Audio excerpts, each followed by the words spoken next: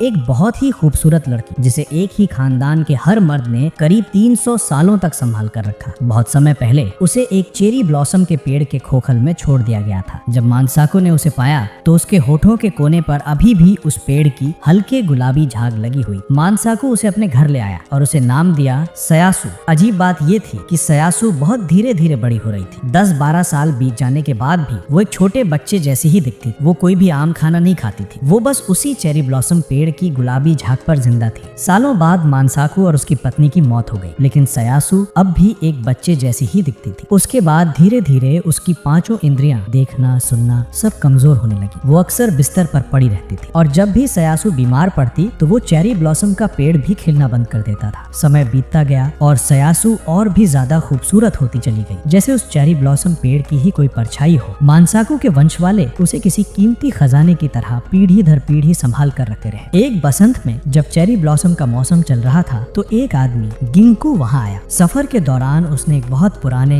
बेहद खूबसूरत cherry blossom पेड़ के किस्से सुने थे। गिंकू एक ताकतवर मुशीशी था, मतलब वो ऐसे रहस्यमय जीव यानी मुशी से निपटने में माहिर था। रास्ते में उसे पहाड़ के उस पार की एक लड़की मिली। उसने बताया कि उस पुराने पेड़ के पास एक मशहूर डॉक्टर तोकोजी रहता है। वो अपनी बीमार माँ के लिए दवा लेने जा रही थी। लड़की के रास्ता दिखाने पर गिंकू उस पेड़ तक पहुंचा, लेकिन पेड़ पर एक भी फूल नहीं था। लड़की से विदा लेने के बाद वो तोकुजी के घर का दरवाजा खटखटाती है। तोकुजी उसे कहता है कि दवाई कल तक ही तैयार होगी और उसे रात वहीं रुकने को कहता है। उधर गिंको पेड़ की जांच पड़ताल कर रहा था, लेकिन उसे कुछ भी अजीब नहीं लग रहा था। तभी अचानक उसके पास एक बेहद सुंदर औरत आकर खड़ी हो गई। गिंको उसके पास गया और पूछा कि पेड़ ने फूल क्यों नहीं खिलाए, लेकिन वो कुछ बोलती नहीं है, बस चुपचाप बैठी रहती है। गिंको को शक होने लगा, क्या कोई मुशी पेड़ पर असर कर रहा है। तभी तोकुजी वहाँ आ जाता है। गिंको पूछता है, क्या ये आपकी पत्नी है? तोकुजी मना कर देता है और कहता है कि सयासु उसकी रिश्तेदारी की है, लेकिन उसकी सुनने देखने की ताकत खत्म हो चुकी है। गिंको पूछता है कि सयासु ने कभी उस चेरी ब्लॉसम की गुलाबी झाग खाई है। वो बताता है कि वो झाग दरअसल एक तरह का मुशी है। उसे खाने से इंसान की 5 इंद्रियां धीरे धीरे सुन्न हो जाती हैं। तोकुजी उसकी बातों को नजरअंदाज करता है और सयासु को ले जाने लगता है। फिर गिंको पूछता है, तुम तो डॉक्टर हो, तो उसकी बीमारी समझ में कैसे नहीं आई? तब तोकुजी बताता है कि वो असल में डॉक्टर नहीं बल्कि एक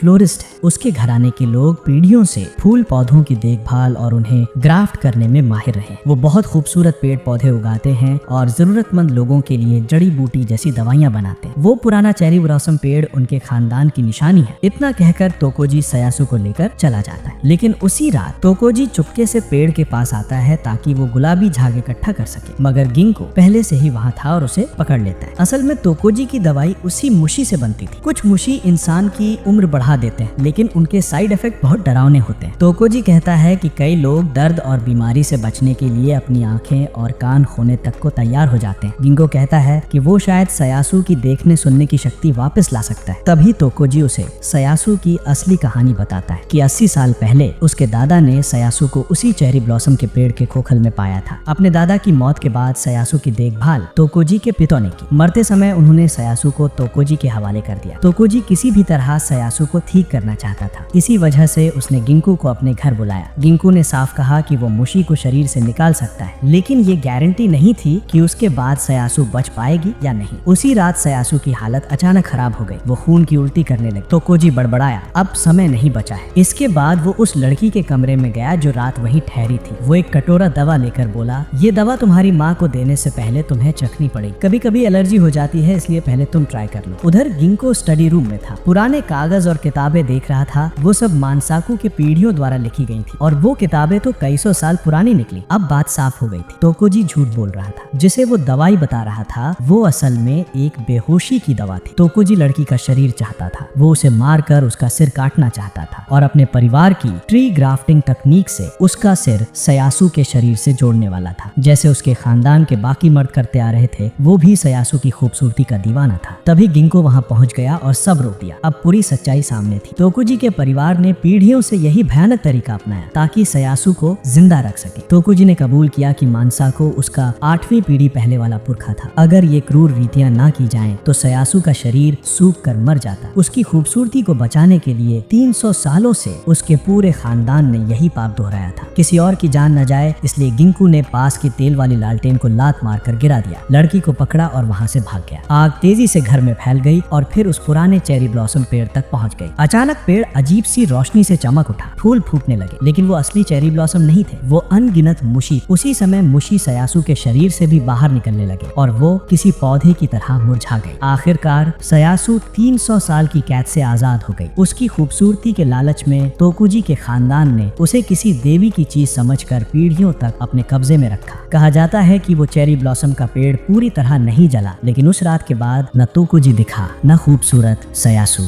कहानी का दूसरा हिस्सा क्योको की कहानी। क्योको हर दिन तेजी से बूढ़ी हो जाती है, लेकिन अगले ही दिन फिर से जवान दिखने लगती है। टापू वाले उसे जीवित देवी कहते हैं। उस छोटे से टापू पर रोज लोग आते हैं चढ़ावा लेकर, सब क्योको के भक्त, क्योंकि जब भी अचानक उसका शरीर बूढ़ा हो जाता है उसकी नाक से एक अजीब सी धुंध निकलती है। एक बार एक लाइलाज मरीज ने वो धुंध सांस में ले लिया और चमत्कारिक तरीके से पूरी तरह ठीक हो गया। लोगों को यकीन हो गया कि ये देवी की धुंध है जो किसी भी बीमारी को ठीक कर सकती है। कई लोग तो सिर्फ एक सांस लेने के लिए अपनी सारी जमा पूंजी तक लुटाने को तैयार थे। बचपन में क्योको बिल्कुल आम लड़की थी। उसका एक बचपन का दोस्त था हिरोशी। दोनों ने वादा किया था कि एक दिन इस टापू से निकलकर बाहर की रोमांच भरी दुनिया देखेंगे। लेकिन एक दिन क्योको को उसके पिता जबरदस्ती ले गए और जब हिरोशी ने उसे दोबारा देखा वो गाँव वालों की देवी बन चुकी थी और उसे कुछ भी याद नहीं था। हिरोशी को शुरू से शक था कि ये सब धोखा है, क्योंकि उसने एक बार क्योको के पिता फुजीता को अपने साथियों से चोरी छुपे बात करते सुन लिया था। उसी वक्त उसे समझ आ गया कि ये जीवित देवी वाली बात सब फुजीता की बनाई हुई नकली कहानी है ताकि वो खूब पैसा कमा सके। उसके मुताबिक क्योको को बस कोई अजीब सी बीमारी थी। फिर हिरोशी इलाज ढूंढने के लिए शहर गया और किस्मत से वो वापस कौन लाया? गिंगो। उसकी कहानी सुनकर गिंगो को पूरा यकीन हो गया कि यहाँ भी मुशी ही शामिल है। गिंगो और हिरोशी चुपके से क्योको के कमरे में घुस गए। अपनी आंखों के सामने क्योको को जवान से अचानक बूढ़ी होती देखकर गिंगो को उसकी नाक के अंदर मुशी के निशान मिल गए। ये वाला मुशी सिर्फ एक दिन जीता है, अंडे देने के बाद तुरंत मर जाता है और उसी पल वो देवी वाली धुंध बाहर आती है। लेकिन अभी भी गिंगो को कोई पक्का इलाज नहीं मिला था। थोड़ा दूर समुद्र के किनारे कुछ जानवर भी मिले जो इसी मुशी से संक्रमित थे। गिंगो उन्हें अपने साथ ले गया ताकि उन पर प्रयोग कर सके। कई दिनों की मेहनत के बाद आखिर गिंगो को तरीका मिल गया कि मुशी को शरीर से कैसे निकाला जाए। दोनों फिर से क्योको के कमरे में पहुंचे। गिंगो ने उसकी नाक की हड्डी के पास वो मुशी ढूंढ लिया और सुई से बहुत नरमी से उसे छेदा। थोड़ी देर में मुशी खुद ब खुद बाहर निकल आया और क्योको को होश आ गया। हिरोशी ने उसे सब कुछ बता दिया। उसने कहा कि वो उसे लेकर इस टापू से बहुत दूर भाग जाना चाहता है, लेकिन क्योको नहीं जाना चाहती थी। उसका कहना था पिता ने जो किया होगा शायद किसी मजबूरी में किया होगा और अगर मैं चली गई तो वो किसी और लड़की को देवी बना देंगे। गिंगो ने सुझाव दिया कि हम इन मुशी को जड़ से खत्म कर दे तो आगे किसी को ये दर्द झेलना नहीं पड़ेगा। क्योको को एक बात याद आई। जिस दिन वो घर लौटी थी उसके पिता फुजीता एक फूल लाए थे जो देखने में मॉर्निंग ग्लोरी जैसा लगता था। उसकी खुशबू सूंघते ही वो बेहोश हो गई थी। ये सुनते ही हिरोशी ने कहा कि उसने वही फूल केप के पास एक गुफा में देखे थे, लेकिन वो गुफा सिर्फ ऊंची ज्वार में ही अंदर से खुलती थी और अगली ज्वार आने में 3 दिन बाकी थे। इन 3 दिनों तक क्योको को फिर से देवी का ढोंग जारी रखना पड़ा और उसका मन बार बार धुंधला हो जाता था। वो अपने देवी वाले दिन याद करने लगी थी जब वो रोज जवान भी होती थी और रोज बूढ़ी भी। उसकी यादें छोटी थी पर जिंदगी भरी हुई लगती थी। अब जब सब सामान्य था तो आने वाला लंबा भविष्य उसे डराने लगा था। गिंगो ने समझाया क्योंकि तुम्हारा शरीर मुशी के रिदम से मैच हो चुका था, तुम हर दिन बड़े मुशी के साथ मरती थी और छोटे मुशी के साथ फिर से जन्म लेती थी, यानी तुम रोज एक तरह से पुनर्जन्म जीती थी। धीरे धीरे तुम इससे बाहर आ जाओगे। आखिर ज्वार का दिन आ गया। गिंगो और हिरोशी गुफा में घुस गए और सच में अंदर वही फूलों की भरमार थी। इसी बीच फुजीता को सब कुछ पता चल गया। वो अपने आदमियों के साथ गुफा की ओर दौड़ा। उन्होंने दोनों को घेर लिया और मार डालने का आदेश दे दिया। फुजीता ने एक फूल उठाया अपनी बेटी को फिर से देवी बनाने के लिए, लेकिन तभी सारे गांव वाले अचानक वहां पहुंच गए क्योंकि क्योको ने गिंगो और हिरोशी की जान बचाने के लिए सच्चाई सबको बता दी। उसे उम्मीद भी नहीं थी कि भड़के हुए गांव वाले उसके पिता फुजीता को वहीं पीट पीट कर मार डालेंगे। क्योको इस सदमे को सह नहीं पाई। उसे लगा कि उसके पिता की मौत की असली वजह वो खुद है। उसी पल उसकी नजर फुजीता की बाहों में पड़े उस फूल पर पड़ी और इस कड़वी हकीकत से भागने के लिए उसने दोबारा जीवित देवी बनने का फैसला कर लिया। गिंगो उसे मुशी से मुक्त करना चाहता था, लेकिन हिरोशी ने उसे रोक दिया क्योंकि हिरोशी के मन में एक सच्चाई साफ हो चुकी थी। जब क्योको पूरी तरह होश में होती थी तब वो हमेशा उदास रहती थी, लेकिन जब वो देवी बनती थी तभी उसके चेहरे पर सच में एक संतुष्ट बेफिक्र मुस्कान दिखाई देती थी। इसीलिए हिरोशी ने निश्चय किया कि वो उसे उसी दुनिया में रहने देगा जहाँ वो दर्द महसूस नहीं करती और वो अपनी पूरी जिंदगी वहीं रहकर उसकी देखभाल करेगा। जिंदगी लंबी और अनिश्चित होती है। कई बार इंसान खो जाता है, कमजोर पड़ जाता है, लेकिन शायद इसी वजह से जिंदगी में अनगिनत रास्ते होते हैं और खूबसूरत चीजों से मिलने के अनगिनत मौके। अगली कहानी जुनको की शुरुआत। गाँव के बुजुर्गों की हमेशा एक ही चेतावनी रहती कि शाम ढलते ही कभी छुपन छुपाई मत खेलना, लेकिन जिज्ञासु छोटी जुनको ने ये बात नहीं मानी और अगले ही पल जमीन पर अचानक एक परछाई दिखाई दी जो सीधे जुनको की छाया पर आकर खड़ी हो। उस रात जुनको गायब हो गई। पूरा गांव इकट्ठा होकर पहाड़ पर उसकी तलाश में निकल पड़ा, पर उन्हें कुछ भी नहीं मिला। सबको लगा जुनको को कोई राक्षस उठा ले गया। जब सब लोग हार मानने ही वाले थे, उन्हें जंगल में एक अजीब सी लड़की मिली। गांव वाले उसे वापस वापस गांव ले आए, लेकिन बुजुर्गों का कहना था कि वो कोई राक्षस है। लड़की ने बहुत समझाने की कोशिश की पर उसे कुछ याद नहीं था। बस जुनको के पिता को छोड़कर कोई उस पर भरोसा नहीं कर रहा था। उन्हें पता था कि इतनी डरी सहमी बच्ची राक्षस बिल्कुल नहीं हो सकती। उसका बिहेवियर भी बिल्कुल जुनको जैसा था। इसलिए उन्होंने सबकी बातों को नजरअंदाज करके उसे अपने घर ले आए। उन्होंने उसे एक नाम भी दिया, मिसाकी। मिसाकी बहुत ही नरम दिल और शुक्रगुजार बच्ची थी। वो रोज घर के कामों में हाथ बटाती थी और धीरे धीरे गांव वाले भी उसे अपनाने लगे। लेकिन वो लड़का जिसे कभी जुनको पसंद थी, वो मिसाकी से नफरत करने लगा। वो उसे धमकी देता कि जुनको की पुरानी हेयर क्लिप कभी मत पहनना। और तभी हमेशा चुप रहने वाली मिसाकी एक पल के लिए फट पड़ी। वो बोली अगर ये उसके गोद लिए हुए पिता का तोहफा नहीं होता तो वो इसे इतनी संभाल कर रखती ही नहीं। समय बीतता गया और 10 साल गुजर गए। मिसाकी अब काफी बड़ी हो चुकी थी। उसने उसी लड़के से शादी कर ली जो कभी जुनको से प्यार करता था और दोनों का एक बच्चा भी था। उनकी जिंदगी खुशियों से भरी हुई थी। लेकिन अपनी 60वीं सालगिरह पर मिसाकी को अचानक अपना वो भूला हुआ अतीत याद आने लगा। बचपन में वही थी जिसने गलती से जुनको की परछाई पर पैर रख दिया था और उसी पल जुनको इस दुनिया से गायब हो गई। गिल्ट और दुख से टूटकर अगले ही दिन मिसाकी चुपचाप पहाड़ों में निकल पड़ी जुनको की परछाई तलाश। लेकिन जैसे ही वो जंगल में घुसती उसकी यादाश्त फिर से धुंधली होने लगती। खुशकिस्मती से उसे रास्ते में गिंको मिल गया जिसने उसे बाहर निकलने में मदद की। उस रात उसके पति ने गिंको को वो सब बताया जो वो जानता था और गिंको ने तुरंत समझ लिया